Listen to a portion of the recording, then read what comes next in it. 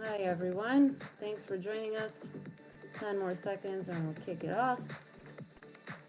So yes, for those just joining right now, please note that this event is being recorded. So we ask that your mic is on mute and the camera is off for the session.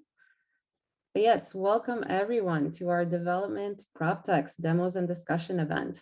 My name is Julia Chelleru, and I'm a co-founder of Proptech Collective and a venture growth advisor with Venture Lab, the leading not-for-profit global founder community for technology companies. I'm just going to share my screen now because we have a few slides that we'd like to share with you as well. So give me 1 second. And now we're in it. Perfect. So this is me. And I would like to essentially give you a little bit of background into Proptech Collective. For those joining for the first time, Proptech Collective is a not-for-profit community aimed at strengthening the Proptech community in Canada by bridging the information, diversity, and knowledge gap between the real estate and technology industries. To date, we've been able to organize close to 20 events, bringing over 2,000 guests to learn and network. And we're super lucky today to have joined forces with Toronto Crew. Toronto Crew is a member-driven association with the mission to advance women to positions of leadership and influence within the commercial real estate industry. So we thank you so much for helping us bring this event to life. And I think what's important about both of us is that we share similar values to create opportunities for emerging and diverse leaders across the real estate and technology sectors to share their perspectives and essentially create stronger, more resilient cities and communities. We'd also like to extend a special thank you to our amazing committee of volunteers and our program partners for their in-kind and financial support. Jumping into the logistics for the event, today we have an exciting round of demos and discussions where rising PropTech companies, Bridgit, Brickeye, and Ratio.City will showcase their solutions to established real estate leaders, and then a discussion on how we can expedite the adoption of development-related technologies in real estate. Our lovely host, Farah Kimji, is going to help frame our event, and then we will dive into the demos and discussion. So without further ado, Farah, please take it away. Thank you, Julia and Proptech Collective for inviting us to collaborate on today's event. I'm Farah Kimji. I am a past president of Toronto Crew and also the founder of Futura Funds.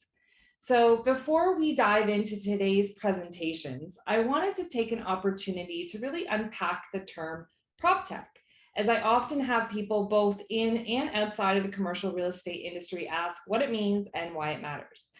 So next slide. In a nutshell, property technology or PropTech is any technology designed for use in real estate that streamlines one or more processes involved in buying, selling, renting, developing, constructing, or managing a property, whether it is a software, service, or hardware solution. So why is innovation in commercial real estate important? It is imperative that commercial real estate adopt an innovation mindset, as not doing so would really put buildings and companies at a significant disadvantage to organizations that do embrace the PropTech revolution. In fact, there is a KPMG study that shows there are several challenges faced by the real estate sector that can be relieved entirely or partially by the adoption of PropTech. These include planning approval processes, building management and performance, transactions, customer experience, data management, marketing, leasing, and construction management, just to name a few. So as the world really begins to return to the new different, as I like to say, this really creates possibilities for innovation. And essentially it's the choice of, sort of being the blockbuster or the Netflix. So when we're thinking about innovation, it's really important that we embrace an inclusive innovation mindset. The innovation ecosystem can generate substantial economic and social benefits, but these benefits are often inequitably captured by certain communities and places. An innovation economy is inclusive when there are opportunities for all people to participate and when there is a fair distribution of the benefits and harms resulting from innovation. So why should we embrace this mindset? Evidence suggests that inclusive economies generate better and more innovative solutions and higher growth. So remember, always ask yourself, who is at the table? Do we have representation of diverse backgrounds and perspectives in decision making and leadership with respect to innovation? So how can you as an individual really start to cultivate an innovation mindset? It starts with being open to change. To be open to change is to admit and embrace the notion that the world is in constant transformation, and you have to constantly keep realigning yourself to keep ahead of the game. We also have to embrace creativity. Rather than the traditional scientific method, an innovative mindset requires creativity to flourish. While innovation does not require, or sorry, while innovation does require structure, processes, and methodology, the starting point for innovation is creativity. We also have to be able to think big. It's about stretching your imagination to envision a desirable future state and continuously striving to make it viable. And innovation cannot happen alone and by yourself. Collaboration is a key ingredient to innovation. By exchanging ideas and learning from each other, we can work with one another to truly bring our grand visions to life. And we have to act fast. The world and the markets are constantly evolving and are frequently being disrupted by new business models and emerging technologies. So you need to be prepared to make decisions fast. And lastly, we need to show courage. Innovators require the courage to challenge the status quo and not conform to widespread beliefs, and instead constantly rethink how things can be done. It takes courage to venture into the new and uncertain, risking failure, but you need to show courage in the face of failure and embrace risks to push innovation forward. And I will gather we have a lot of people here on our call today that have really demonstrated courage, and we'll be hearing from them soon. So as it relates to real estate development and construction, a historically traditional business, we are starting to see new and innovative concepts come to the forefront. In fact, COVID has really accelerated adoption in this sector, and we are seeing technology infused in the planning, development, risk mitigation, and construction arenas.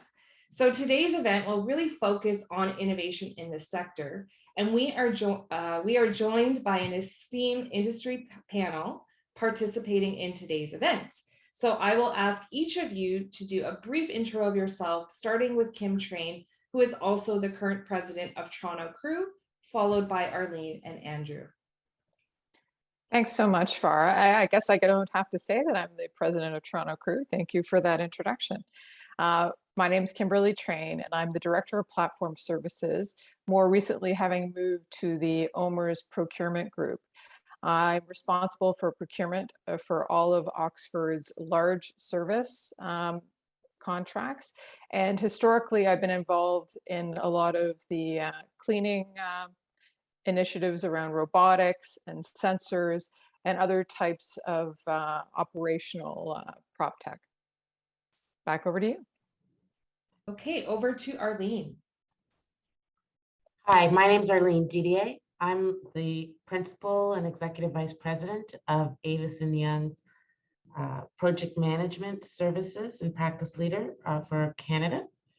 And my background comes as a recovering architect and a long-standing project manager in both Canada and the United States. Thank you. Andrew? Thank you, Arlene. My name is Andrew Garrett. I'm senior principal at IMCO, and I'll say I'm a recovering developer. I'm responsible currently for growing our $10 billion real estate portfolio globally through acquisitions and asset management. And as we grow our portfolio, we have the opportunity to invest in a larger universe of investment possibilities. So that includes directly and indirect investments in Proptech. Awesome, thank you, Andrew. Okay, Julia, back over to you. Great. Thanks, everyone, and welcome. I guess it is now time for demos. So I'm going to welcome the startups to the stage. Each company will have 4 minutes to introduce their companies, followed by 4 minutes of questions and feedback from our real estate experts, who, as you have just seen, represent existing or potential customers. And we'd like to also invite questions from the audience. So Rachel, just to give you a sense, Rachel from our team will also be sharing a link to a survey in the chat. Please open it up as we go through the demo if you're able to jot down any feedback or questions for the companies that are presented. This is extraordinarily helpful for each startup, and all feedback will be aggregated and shared anonymously.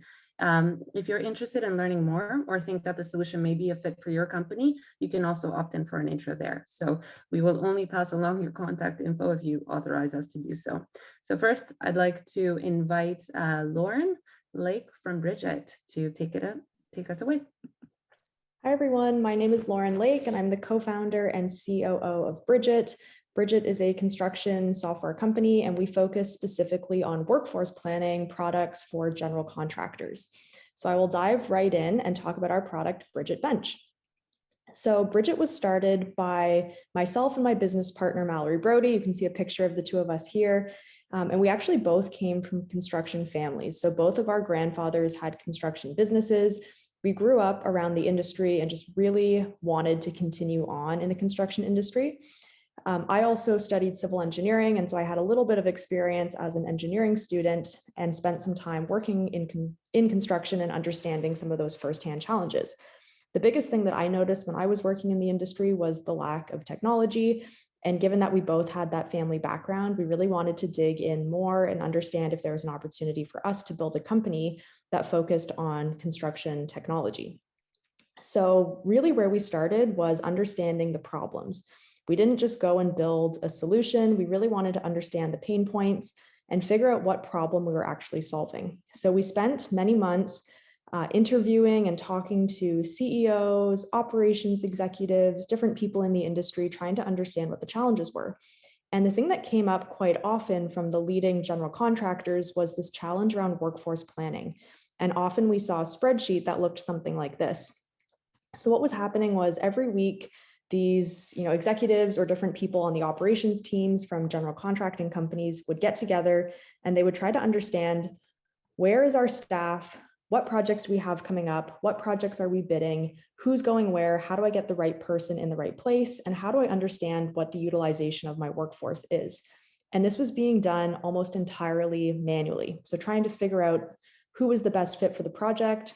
It was something that was very, very challenging and often ended up in a spreadsheet like this, or even in some cases up on a big whiteboard.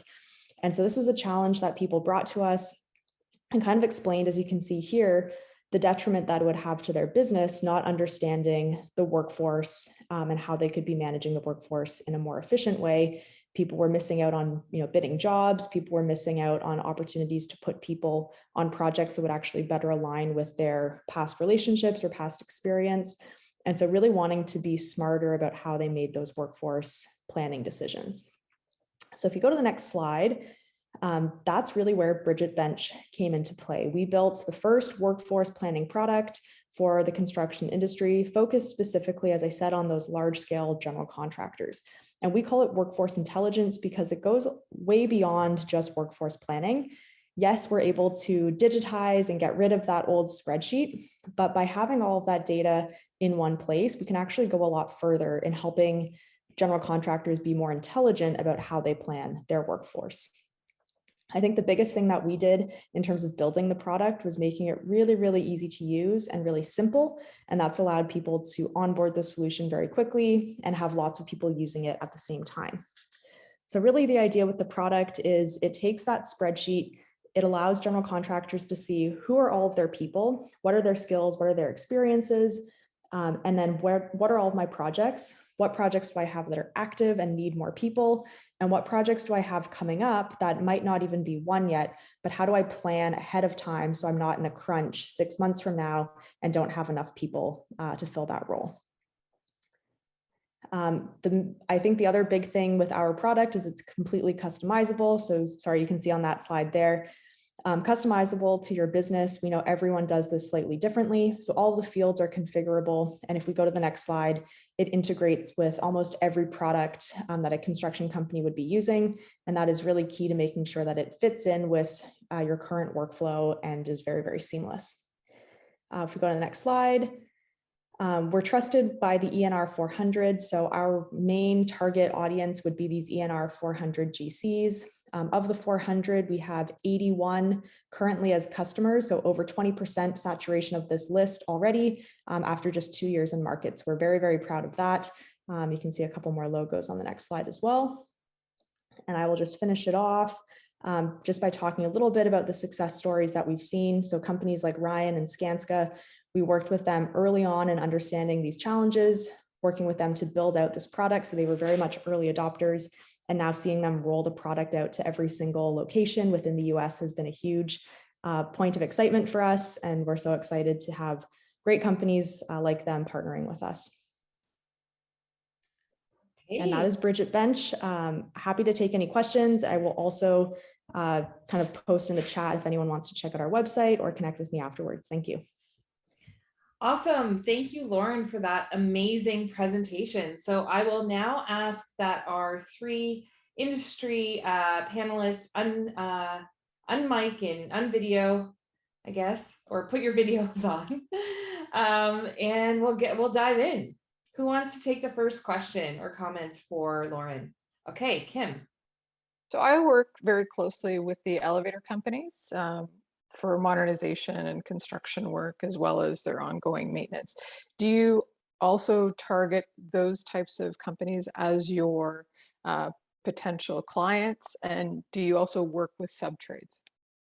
So we don't currently. We've been hyper-focused. We started with the general contractor piece of the market, and that's 100% of our customer base right now. We've been very diligent in saying no to other companies. Unfortunately, at this point, it's just the best way for us to make sure we're delivering the most value to those customers.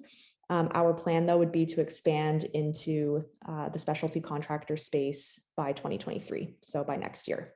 So we have plans. We're building that into the product. It's well underway, but at this point, we are, super focused with GCs. Awesome. Okay, thanks, Lauren. Arlene? So I saw that you had integration with PM, CRM, and HRIS. And so are you working with companies that are also doing project? I'm coming from a project management perspective here. Are you working with project management firms for the delivery of this work? In some cases, we would be the main. So on that integration page, the PM systems that we're talking about would be companies like Procore, companies like Autodesk. So we're partners with both of those companies. And that really just allows for our customers, who I think almost 100% of our customers would be Procore and Autodesk customers, allows them to integrate those solutions into ours. So if they add a new project in Procore, it would automatically populate that project into our solution. So it just means that the data is synchronized and you're not, manually editing 2 different places or having overlap between the systems.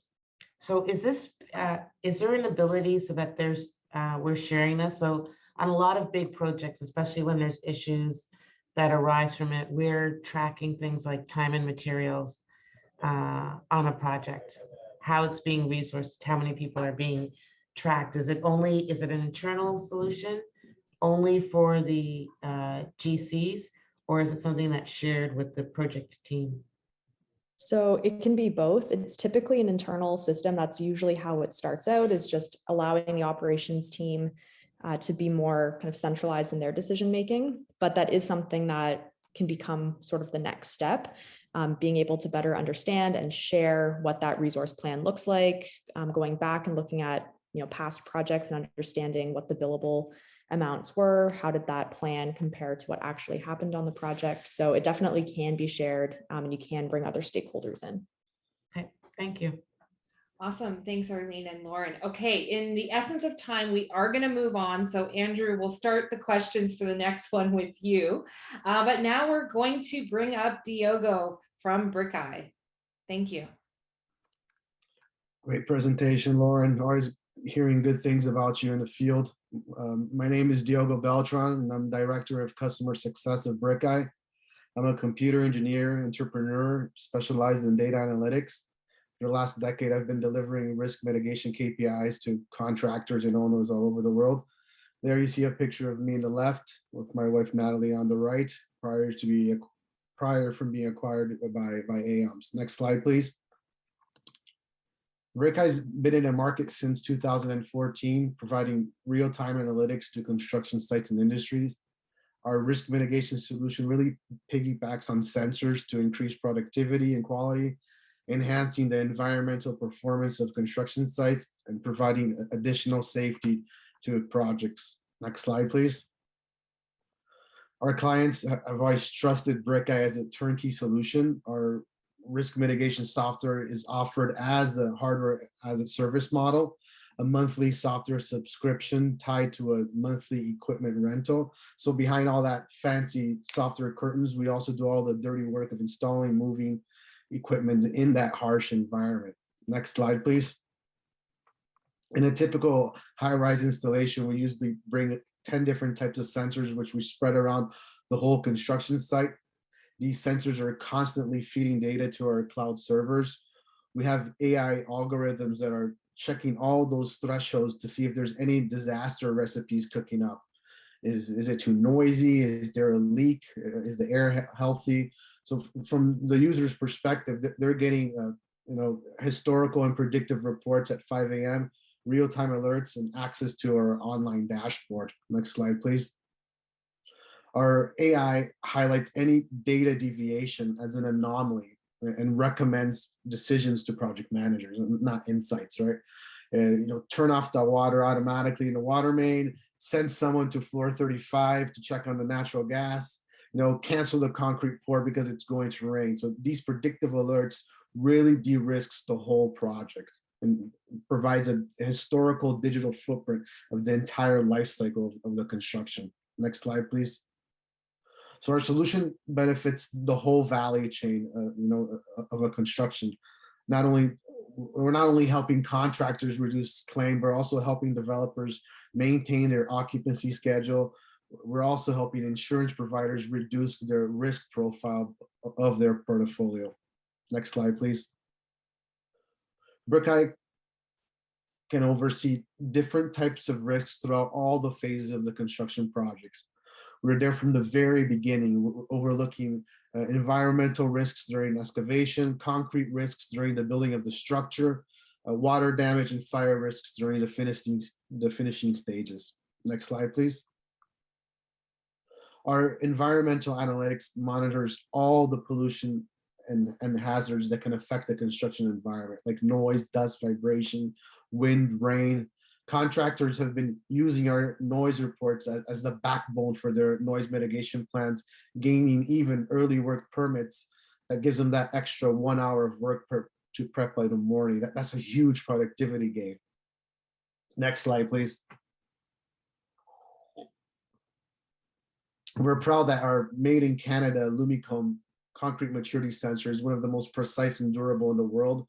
For project managers, the Lumicon system just means trustworthy reports that can validate concrete quality and increase the productivity, enabling that early formwork stripping once that target strength is achieved. Next slide, please. Just a few pictures here to tell the story. Here you can see that we're pinpointing the presence of water to provide an early response, greatly reducing the total potential damage risk. Everyone knows deductibles are going up. 25,000, to 250,000 in the last couple of years. On the right, you see non-intrusive flow sensors. On the water mains, on the left, you see presence of water sensors around risky, expensive equipment. Next slide, please.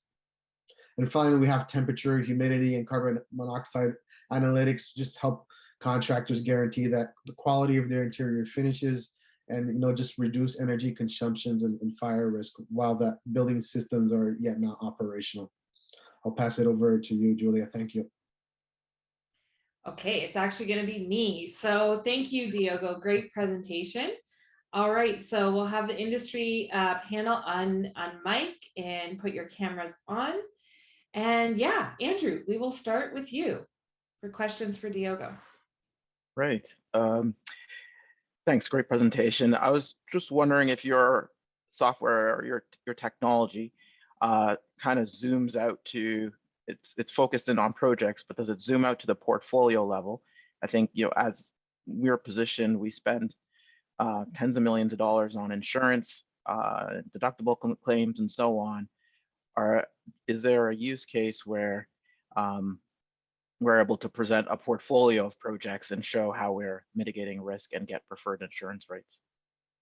Definitely. And as you start accumulating data in these data lakes, you start also identifying certain trends of subcontractors, certain areas that are more riskier than others, certain regions that, due to weather or even due to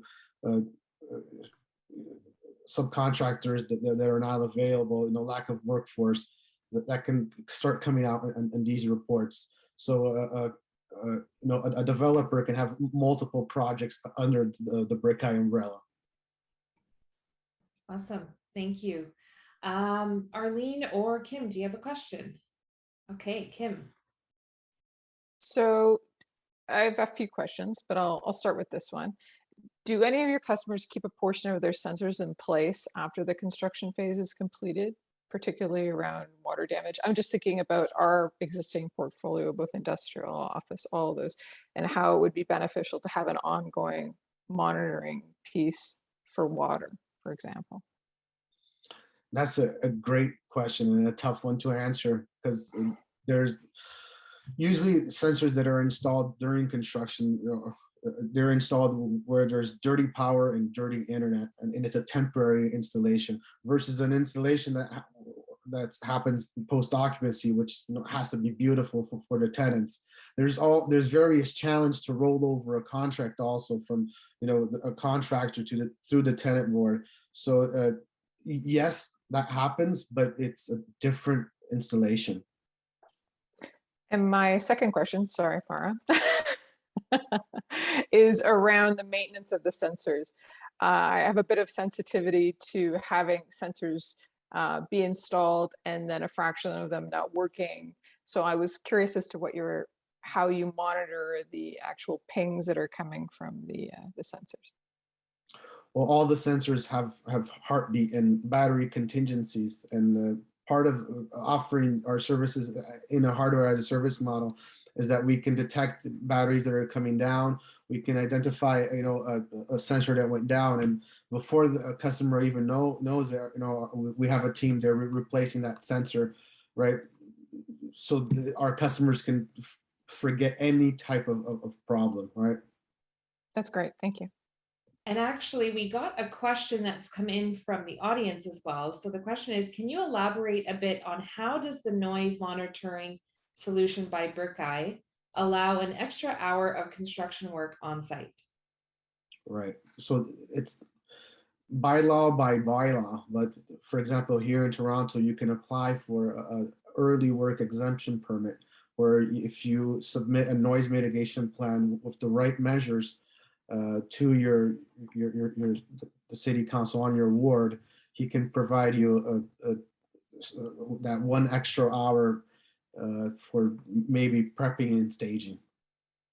Okay, great. And we do actually have to move on because we want to make sure we give time to everyone and also leave some time for questions at the end. So thank you, Diogo, for that presentation. And now we invite up Monica from Ratio.City to share her pitch with us. Thank you, Monica. Excellent. Hi, everyone. So my name is Monica, and I'm the CEO and co-founder at Ratio.City. We're a Toronto-based tech startup. We launched here about 3.5 years ago. So I'm excited to tell you a little bit more about what it is we do and why. My professional background is a recovering architect as well. So next slide, please.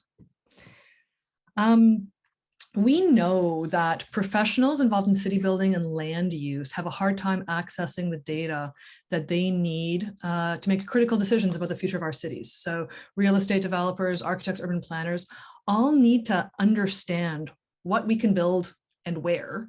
They need to find their next infill site or a lot appropriate for affordable housing or their next distribution center. But they need data at their fingertips. But the data about cities and land use is remarkably hard to access, and it's very, very fragmented. Current tools like GIS and BIM software are highly specialized and are remarkably complicated to set up and maintain. Next slide. So that's where we come in. So Ratio.City provides web-based tools to support faster and more informed decision-making for commercial real estate professionals like real estate developers, REITs, asset managers, for land use professionals like urban planners, architects, engineers, municipal staff in government or municipal or in planning and urban design departments. So just to be super clear here, our users are professionals. They're not data managers. They're not GIS specialists. And then we help them understand land use policies and urban structure, identify opportunities, analyze sites, and now we can also host their data for them as well. Next slide. So our users can access hundreds of data layers at their fingertips through a really easy to use web-based interface. So all your zoning information in one place, old bylaws, new bylaws, official plans, secondary plans, neighborhood studies, all of that. We bring together land use data from municipalities, from the regions, from the province, put it all in one place. We're also looking at development activity. So recent planning applications, who's getting what approved, what's under construction nearby. And then recently we've started bringing on more and more environmental data as well. So data about significant wetlands, TRCA, watersheds, geology, bedrock, all of that information, again, at your fingertips. Next slide. We also help our users identify opportunities. So I don't know if anybody here has ever wondered how many underutilized sites there are in the city that might be appropriate, for example, for much needed housing. So Ratio.City can provide those kinds of answers instantly. So we can search through every single parcel in the city to see, by existing density or OP land use designation or distance to transit and more. And then again, all the results are shown on a map and summarized in a table. Next slide. We help our users reduce risk and do their due diligence on any site that they're interested in. So again, we've got instant reports that summarize all the relevant land use policies all in one place. And we also provide highest and best use feasibility studies within seconds. So you can instantly see a 3D building on the site in question, see the resulting density, unit count, square footage, all in one place. And the feature that we're most excited about rolling out right now is actually, we want to help our users leverage their own institutional knowledge geospatially, AKA take that spreadsheet and put it on a map. And so this could be, your portfolio, your project list, your development pipeline. Again, as long as that spreadsheet has addresses or land, we can host it for you privately and securely. And what this actually means is that you can, see it on a map, but then you can also intersect your data with hundreds of other data sets that are on our platform for new and unique insights. So right now we are rolled out here across Canada. We're trusted by Canada's largest REITs, real estate developers, brokers, architects, planners, and municipalities themselves. So we've got over 100 City of Toronto planners using our tools along with Create.to to support their Housing Now initiatives. And so we're very much interested in supporting professionals be able to get more affordable housing to market. And we believe that the two major challenges are identifying site opportunities and the entitlements process. And we believe our tools can help with both. Pricing's on our website. So please feel free to get in touch if you'd like a more detailed demo, and we can show your development and acquisitions team how we can help. Again, we've got a special offer, so make sure to add your name to the list that Julia is sharing. All right, back to you, Farah. Awesome. Thank you, Monica. And so great to see you were one of the first people that I met when I myself moved to becoming an entrepreneur back in 2019. Mm-hmm. And so great to see how far you've come. So panelists, we're actually going to start with Arlene for this one. Thank you. These have all been really amazing, really exciting. This one's super exciting because it looks not only at the unused land, but what's in the existing portfolio. And I could definitely see how coming from a brokerage company, we could utilize that. So thank you. The question is, in looking at these properties, so if a client was to give you their portfolio information, your data would actually be able to allow them to maximize what's already existing on their site. So we'd be able to see how they could, build upon a site or expand on that property. Again, yeah, we're essentially providing tools for professionals. So yes, if we brought in data about your portfolio, we could then tell you how many of your sites are within 500 meters of a transit station or are within a mixed use zoning, for example. And then of the sites in your portfolio, you could then say, hey, this building at this address, these are all the land use policies that apply. Oh, and there was 5 other development applications nearby. And so, yes, there might be an opportunity for densification. And so if you want to drop in an infill building between the 2 existing buildings, this is how large it would be. But again, it supports the professionals sort of who are looking at the portfolio. Yeah. Great, thank you. Thanks, Arlene. Andrew, do you have a question? Sure. I think from what I've seen, you have a very unique and detailed snapshot of someone's portfolio. Just wondering, as we have a long-term investment horizon and want to see the infill and density over time, is there a way of changing that snapshot into more of like a moving video or a forecast as to how these areas are going to look 5-10 years from now? That's a great question. Actually, it is something that we're also very interested in, again, tracking change over time. So again, right now, yes, our data sets are a snapshot. These are the policies in place right now. These are the existing buildings on the site. But, in the background, we are very interested in building infrastructure to support exactly that kind of analysis. So stay tuned, stay tuned. Okay, awesome. And we'll now go to Kim. So my question is regarding the different data sets that you have coming in. I know we rely heavily on demographics also as an additional layer in a wide variety of parameters, particularly for our retail development opportunities and redevelopment opportunities. Is that a layer that you're currently have embedding from StatsCan, or what is your future roadmap looking like for that? So right now, again, we do have neighborhood profiles, especially in the city of Toronto, that can give you a snapshot of, the average household income and whatnot. Most of our customers, again, are looking at the long term, so they are looking at development opportunities that they know will take 5 years or longer to get to market. And so the demographics will shift as a result. So it's a limited value to our forward-looking land use professionals.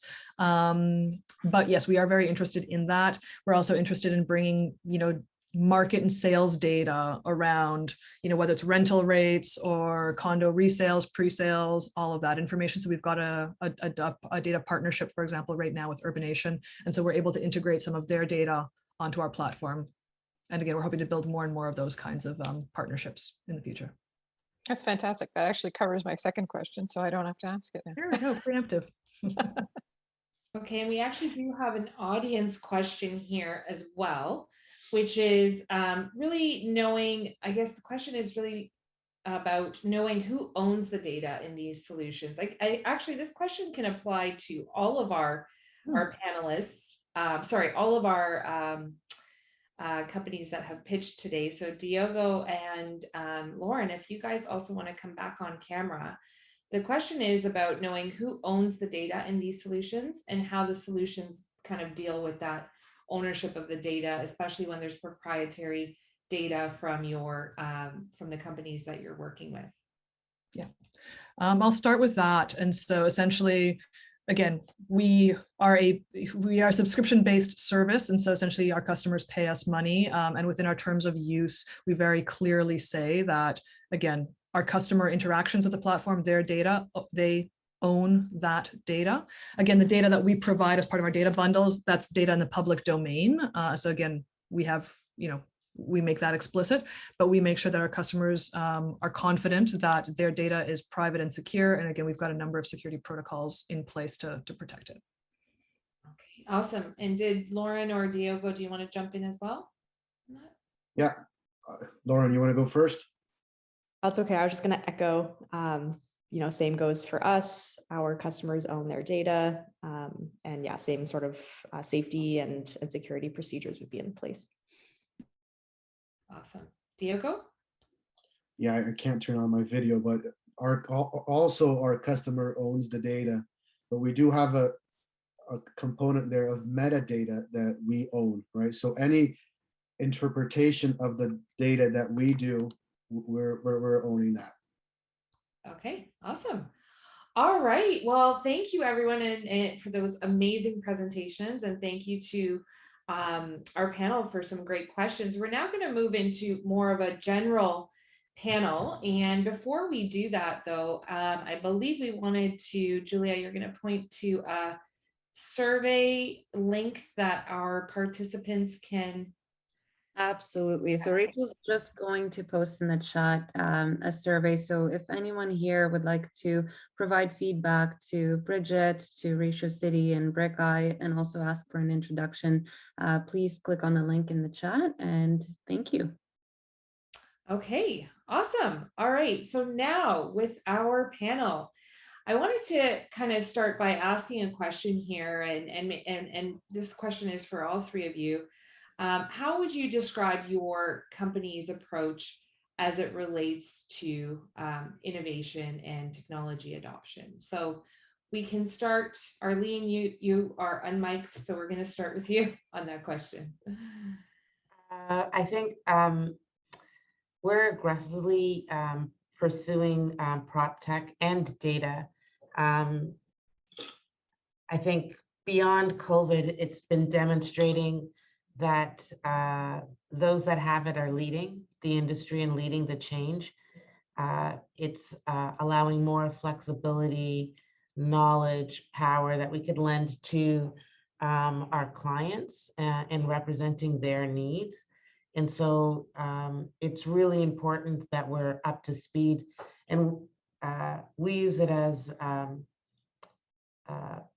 a tool and platforms for everything that we do. So including, delivery of our projects, live updates. I was just with someone that was, we're doing a presentation and we're moving between the presentation and a site walkthrough with a client that's in the UK. So I think it's really important. We've embraced it fully. Thanks, Barb. Thanks, Arlene. Kim, pass that to you. Great. Yeah, Oxford tends to think of themselves as early adopters, and I would have to agree based on my experience. We typically, people come to us first because we're large. We're one of the big players, and we also have a reputation of wanting to partner in pilots to move projects forward and to also help the companies develop what their offering is to us. So it ends up being more customized to what our needs are, but also at the same time, it helps those companies develop their business case to be able to present to other developers and landowners. Awesome. Yeah, I, as a former Oxford person, recovering Oxford, should I say? Is that the new term? It's been a minute, but yeah, I definitely have experienced a culture of sort of mindset around innovation there, and always kind of leading the way and really having the rest of the industry follow in many instances. So that's awesome. And Andrew. Yes, I would say a lot of our exposure right now is indirect. I think a lot of our development partners are more, I would say, industry facing and making some of these decisions, and we tend to be the kind of the money behind a lot of these initiatives. And but certainly looking for more direct relationships over time, and relationships that also include kind of that real assets piece to it. You want the software and the assets and the talent, and tend to be looking for, I'd probably say, a bit more later stage opportunities in this space. Sure. So has IMCO made direct investments in PropTech companies then in like you said, in the later stage, or have they even funded any startup companies at all? As I said, probably still more indirect, nothing that Correct. Okay. nothing that we can declare at this point. Okay, got it. Okay. All right, my next question here that I've got that has got sent in by the audience is, what factors and criteria do you consider when deciding to work with a new technology provider? We'll start with you again, Arlene. So it's twofold. So we have a very extensive investment on the brokerage side in terms of gathering the information and understanding the market and the data that the clients want to make in order to make an investment, find a location, move a head office. And that's really important to have everything up to speed and live. So it's applicable to our clients and we're trying to align our clients' business strategy with their real estate strategy. From the project management side, we're using it as a tool and a platform, again, to deliver a seamless experience for our clients. And so anything that can better our ability to maintain, one, the flow of information, two, the access to the data, and three, quality of delivery, which some of these panelists have definitely presented, is something that we want to leverage as an asset and what we can bring to our clients. Thanks. Awesome. Thanks, Arlene. And Kim. I need to keep my mouse closer to the mute unmute button in order to speed that up. Sorry about that little delay. So typically the tech that's being presented to us, it has to actually solve an issue for us. So many times I've been approached by companies who present an offering, but they are not showing me what it's supposed to solve. And they're looking to me to say where our pain points are that their solution will solve versus the other way around. So, so I would argue that it has to improve efficiency and productivity of how our operations works. And then in the end, there needs to be a cost and quality benefit. If particularly in things that directly affect our customers, which are the tenants. So if you can show that your solution actually is going to improve their experience in our buildings and encourage them to be retained or even speed the new leasing of new clients into our space, that's a huge benefit to us. Awesome. Yeah, that makes sense. Okay. Andrew. Yeah, I think the cybersecurity is a big important part of solutions presented to us, because I think some of them are early stage, but we have a high amount of rigor in terms of the amount of security we need, especially as we get to proprietary information that's at a portfolio level. I think the solutions that we're interested in also have that kind of scalability across asset classes and geographies, and a lot of solutions sometimes may be individual project or individual regions focused, and or even individual developer focused.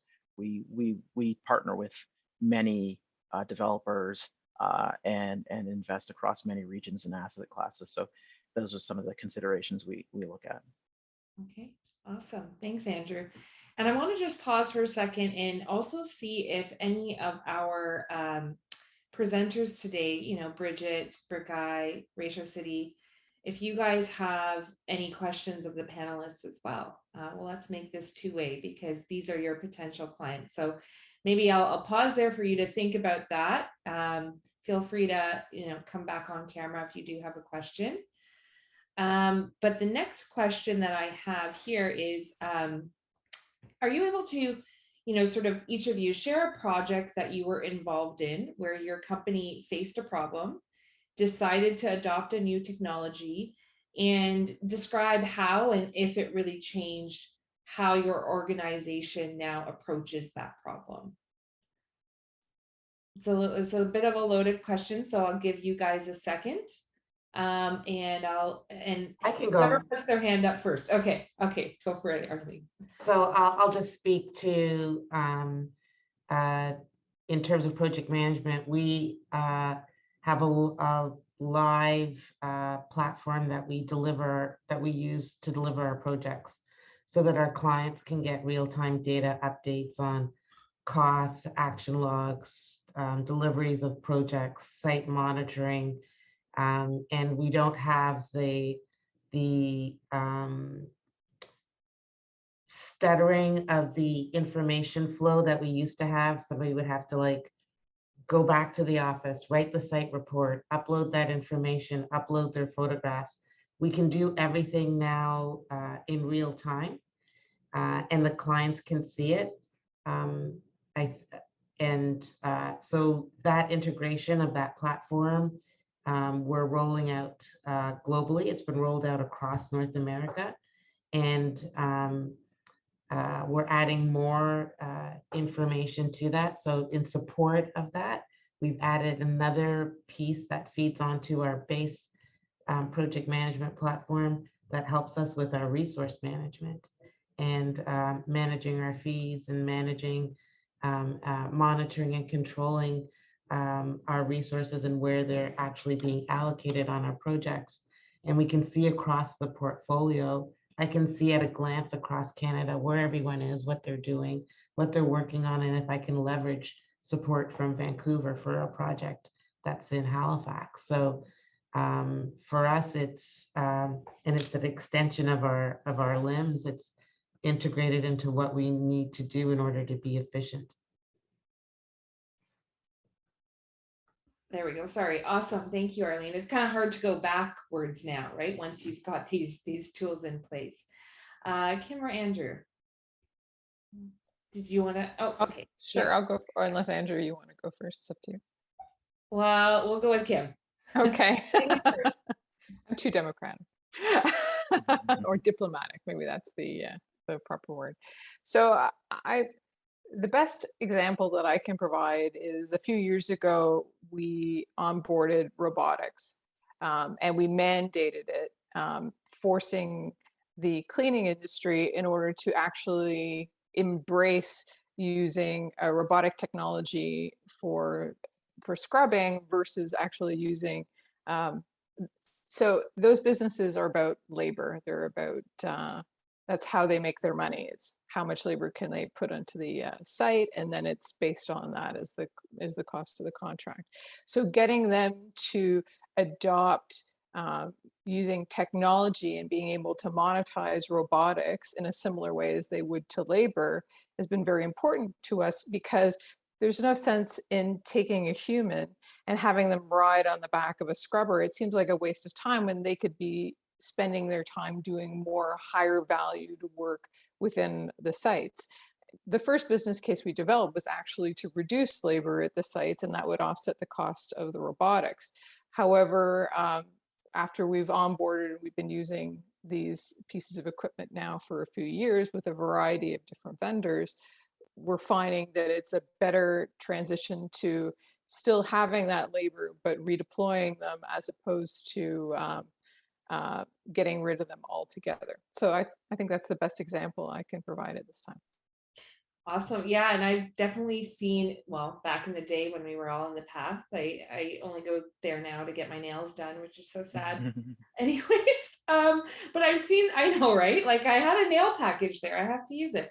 But I've seen those robotics, like, you know, those machines going around, and it just makes so much sense that, you know, we can use technology where that's not a very sexy task for anyone to do, right? So that's awesome. And Andrew.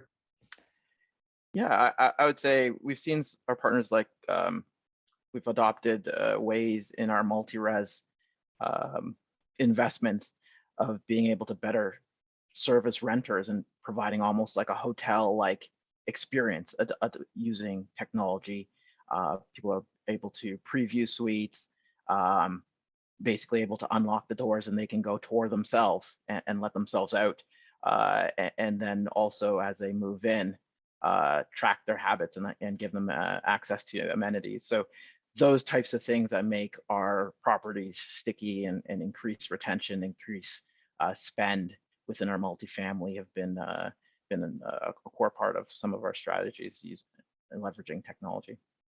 Awesome. Yeah, we've definitely seen sort of the hotelification of the office, so to say, both from, the technology side, but the hospitality aspect and the branding aspect. So, I mean, we could probably do a whole topic on that. But we did have one quick question that came in from the audience. This will be the last one, and then we'll wrap up. So the question is, do you actively research and reach out to technology firms, or do you wait until they reach out to you and then make an adoption decision? So that's the question there. And Kim, we'll start with you because I think you get a lot of companies coming in front of you. I do, but I also tend to get in front of a lot of companies as well. Yeah. So I'd say it's a good combination. A few years ago, it was more me reaching out. So I'd go to like a conference where I would see a whole bunch of opportunities, and then I would reach out to those companies and try and set up meetings. But you're right, now that we're more known for having those types of technologies implemented into our organization, now we do on a regular basis get poked, I'll call it, to look at different opportunities. Awesome. Andrew or Arlene? Yeah, I could say it is a bit of like a fire hydrant in terms of individual opportunities. And so we have been more open, I think, to meeting with specialists in the space that, they receive, 50, 100 pitches on a regular basis, and like to collaborate with some of those platforms that we can glean some insights on some of the higher value opportunities. Awesome, thank you. And Arlene, yeah. Yeah, I think that it's like Kim said, for us, it's a bit of both. Our chief technology officer is like looking at what's out there, but it's also participating in discussions and opportunities like this to improve. And we're making major investments in that because it just improves what we're delivering for our clients. So it's a bit of both. Yeah, awesome. And I know, myself specifically, I've worked on both sides, working directly with, corporate landlords, asset managers that are looking to source technology, and they're just feeling a little bit overwhelmed with all of the options out there and not really understanding what will integrate well into their current tech stack. So that's something that I've been helping a lot of corporate clients to do. And then on the flip side, have worked with a lot of prop tech companies to get them in front of these corporate clients, but also to make sure that they're presenting themselves well, that they're actually solving a problem that that company has, helping them to position so that it's just a better relationship and a better success story on both sides when they do decide to move forward with adoption. So we're at the end. I'm going to pass back to Julia to wrap up, but this has been great. And it was such an honor to be the host today. So thank you. Thank you so much, Farah. Thank you, Kim, Andrew, Arlene, Lauren, Diogo, Monica. This was an incredible event, and we couldn't have done it without you. In closing, I would love to essentially ask the audience to please, again, submit your feedback for the Proptech startups in the Google form, but we're also always looking for feedback on how we can make our events more engaging and more educational for you as well. So when we exit the Zoom room, you will have a short little survey. So please be honest with us and just let us know how we can improve. But until we meet again, please stay safe and don't hesitate to reach out if we can be helpful to your journeys. Thank you on behalf of Proptech Collective and also Toronto Crew. Have a great day, everyone. Thank you. Thank you.